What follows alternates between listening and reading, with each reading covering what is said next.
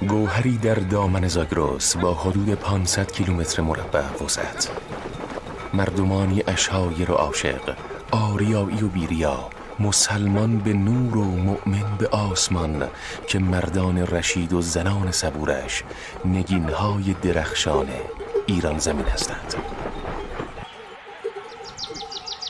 نجف ناصری از بزرگان بختیاری با 70 سال سن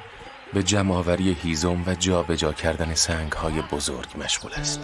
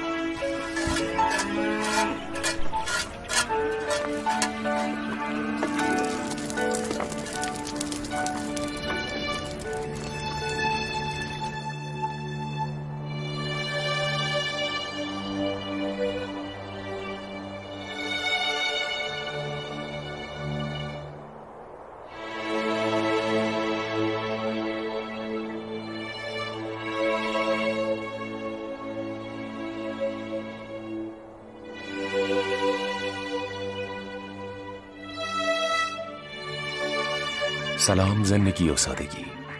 سلام درخت، سلام رد شدن گله ها و چوپان ها، ز رود روشن و زنگوله های بیداری، سلام آتش و کتری، سلام نان برشته که روی توصیها به قلب تاوه رویای داغ می چسبی، سلام تیری تازه.